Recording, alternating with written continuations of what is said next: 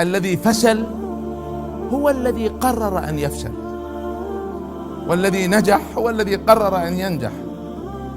أيضا باختصار، لا تبحثوا عن شماعة تعلقوا عليها مشاكلكم. في بعض الناس عايشين بعقلية الأستاذ رسبني.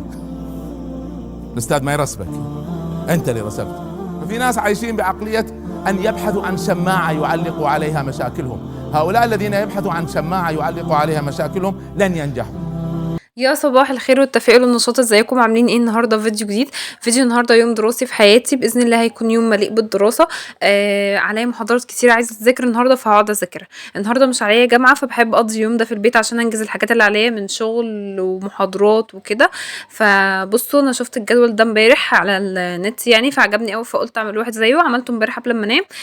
هو بينقسم لثلاث اقسام: مهام الدراسيه، ومهام الشخصيه، ومهام الايه الدينيه. المهام الدراسيه دي بكتب فيها بقى كل حاجه عايزه اخلصها في الدراسه وكده، والمهام الشخصيه بقى في مجال الشغل ومجال تطوير الذات وكده، والمهام الدينيه اللي هي لربنا وكده.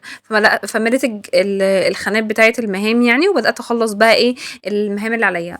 بدات اول حاجه كان عليا محاضره يعني في ماده تدريب. قعدت اخلصها.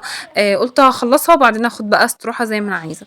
طبعا عايزه اقول لكم ان انتم مش لازم يكون ليكم نفس المذاكره عشان تذاكروا. انا مثلا ما كانش ليا نفسي في اليوم ده اذاكر خالص خالص، بس قلت انا لازم اخلص المذاكره اللي عليا عشان ما تتراكمش للاسبوع اللي بعديه ويبقى محاضرات على محاضرات، فهتبقى بصراحه حاجه مزهقه. فقلت لا، اقعد اخلص. فانتوا برضو قولوا لنفسكم كلمه ان انتوا تقعدوا تخلصوا المذاكره اللي عليكم وما تكسلوش. طالع رايح جاي ناجح ساقط شاكي. فكرتني بجدي عبد العليم النمر، حتى عمايته على كتفه. احسن ده حاجه حلوه هيعجبك قوي قوي. ارفع يا كنافه.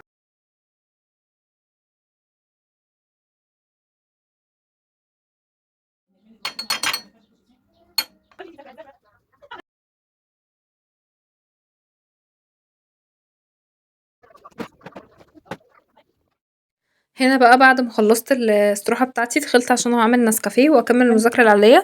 في الوقت ده كنت بخلص المحاضرة التانية بتاعة التدريب، واخر محاضرة اللي هي محاضرة السيرة هخليها لبكرة عشان خاطر المحاضرتين بتوع التدريب طلعوا كتير كتير فوق ما كنت اتصور يعني. فلو ذاكرت محاضرة السيرة هحس ان المعلومات كلها دخلت في بعضيها، فهخلي محاضرة السيرة لبكرة، واقوم بقى ايه اساعد ماما لو محتاجة مساعدة. اشوف بقى بقية مصالح اليوم بتاعتي، وخلاص كده المذاكرة اللي عليا النهاردة خلصتها. وانتوا برضو كده مش لازم تضغطوا نفسكم. المذاكرة اللي حسيتوا ان انتوا راضيين عن نفسكم خلاص كفاية كده.